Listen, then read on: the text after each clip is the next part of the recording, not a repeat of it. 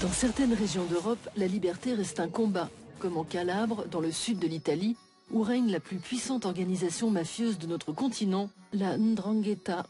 Ceux qui tentent de lui tenir tête se retrouvent dans sa ligne de mire. Pourtant, les jeunes calabrais sont de plus en plus nombreux à vouloir briser la loi du silence. Et ils s'attaquent à la mafia avec l'arme de la culture.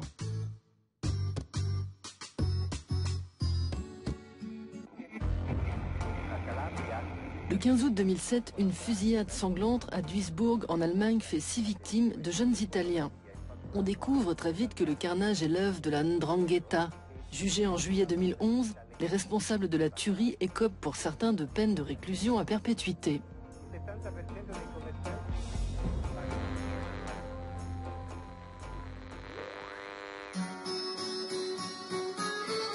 Reggio de Calabre, pays de la 'Ndrangheta, est lieu de résidence de ses chefs. Cette villa appartenait au boss Giovanni Puntorieri. L'un de ses crimes les plus graves fut celui d'un jeune de 15 ans parce qu'il le soupçonnait d'avoir monté la garde pour une famille rivale. La villa a été confisquée et on y a créé un musée de la 'Ndrangheta. L'ancien propriétaire des lieux purge une peine de prison à vie. Bruno, Nicolas et Simone, tous trois musiciens, ont investi les lieux pour mener leur combat contre la mafia. Une entreprise qui n'est pas sans risque. Chaque fois qu'une maison de la mafia est saisie par l'État et réhabilitée, ça conduit à des tentatives d'intimidation et à des menaces. Dans cette ville-là, il y a beaucoup d'impact de balles sur les volets et les vitres. La famille du chef vit juste à côté et elle nous observe. À nos pieds, il y a une trappe qui conduit à un bunker. Une petite pièce, mais qui permet de se cacher pendant un bon bout de temps si on est en cavale. Comme vous le voyez, ce n'est pas luxueux. L'aménagement est très simple avec un lit de camp et une table un peu improvisée. Ça, c'est l'autre accès pour fuir en cas d'intervention de la police.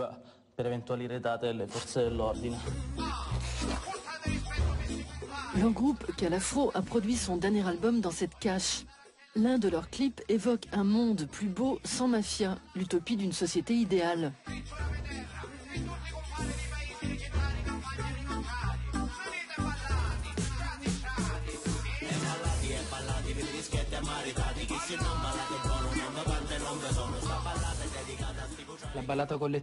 Notre chanson, la Ballata Collettiva, est une reprise d'une tarentelle traditionnelle calabraise. On a utilisé les instruments typiques de la tarentelle, qui est une musique habituellement associée à la 'Ndrangheta, pour transmettre un message positif et anti-mafia.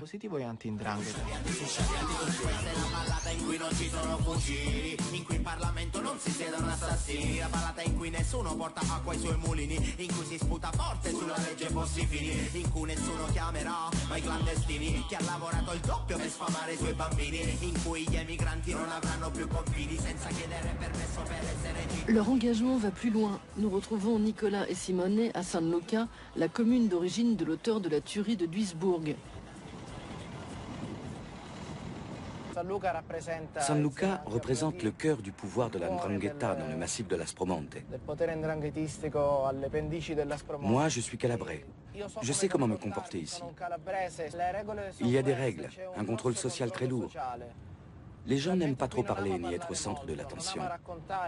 Notre marche anti-mafia ne va pas leur plaire. Ta caméra et la voiture de police qui nous suit non plus.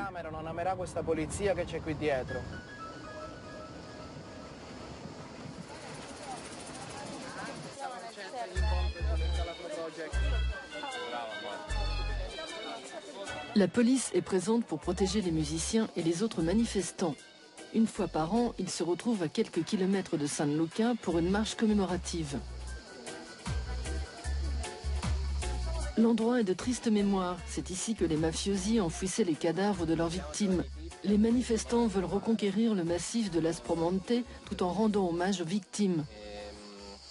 Giuseppe Tizian era un bancario di Bovalino ed era mio padre. Come tutte le sere tornava da lavorare, da Locri, lui lavorava al Monte dei Paschi di Locri, tornava da lavoro, però quel 23 ottobre e sulla statale 106 è stato seguito ed è stato ammazzato. Mio padre era una persona splendida, almeno per... Io ero piccolino, avevo 7 anni e ho pochissimi ricordi purtroppo, quindi oltre al dolore di non avere più un padre mi sono stati tolti anche, forse il dolore più grande, i ricordi che un ragazzo può avere di un padre.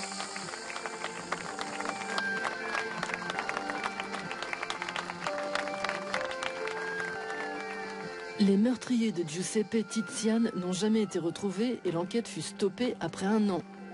La famille de Giovanni s'est retrouvée isolée dans le village et a fini par aller s'installer dans le nord de l'Italie. Après avoir longtemps refoulé ce drame, le jeune homme a décidé de s'y confronter. Il se rend régulièrement en Calabre où il milite dans l'association anti-mafia d'Assoud et a participé à l'organisation de cette marche du souvenir. C'est une façon de me réapproprier les rares souvenirs que j'ai de mon père, puisque j'étais tout petit à sa mort. Et c'est une forme de justice. Année après année, je vois qu'il y a de plus en plus de gens pour venir faire cette marche sur ce terrain pénible et rocailleux.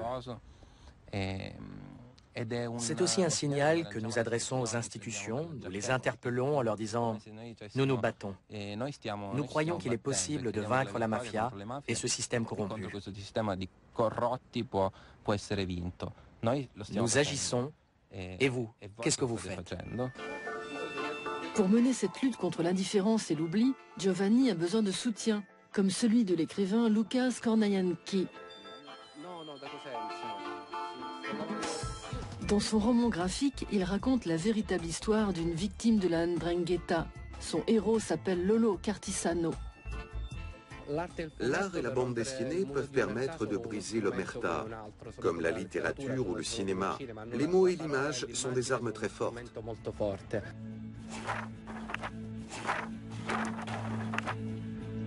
Ton courage pourrait te faire assassiner. Le courage de vouloir être à tout prix un citoyen libre et honnête. On parlait de Lolo, de son courage. Oui.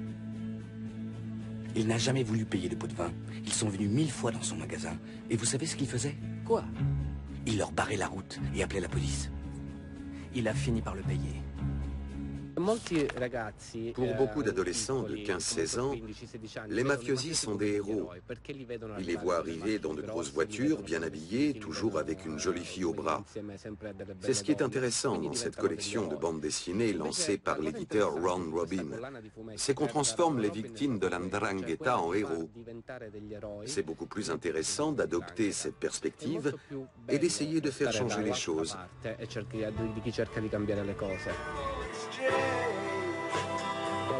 Ce soir, Luca présente son roman graphique à Bovallino. Non sans appréhension, car c'est la première fois qu'il prend position publiquement contre la mafia.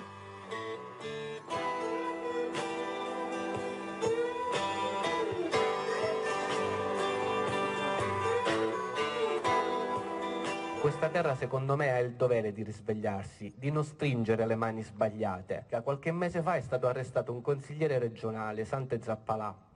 Sante Zappalà prima delle elezioni era andato a casa dei Pelle, non c'è bisogno che vi dica io chi sia la famiglia Pelle, e gli ha detto a questi signori: se mi date una mano alle elezioni, una volta che sarò eletto, io sarò pronto a fare di tutto per voi. Noi queste mani non le vogliamo stringere.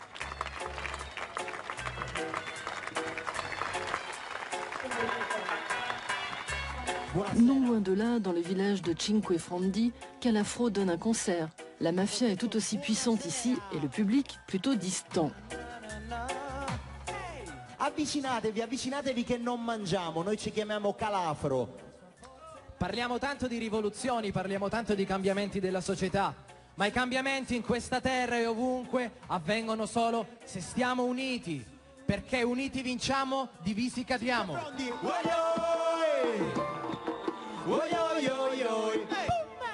Uniti vincimo, sbattuti cadimo. Tia, o frate meu sai, o soro meu sai, sai, sai, sai, sai. Uniti vincimo, sbattuti cadimo. Tia, o frate meu sai, o soro meu sai, sai. Avec notre musique, nous voulons exprimer le point de vue de tous les jeunes du Sud qui veulent revendiquer leur terre en ce 150e anniversaire de l'unité italienne. Ils veulent reconquérir leur région et leur dignité et relever la tête face à l'Ndrangheta. Le concert se déroule sans incident. Ce n'est pas toujours le cas. Après notre tournage, Calafro a reçu de nombreuses menaces au point d'annuler l'une des dates de sa tournée.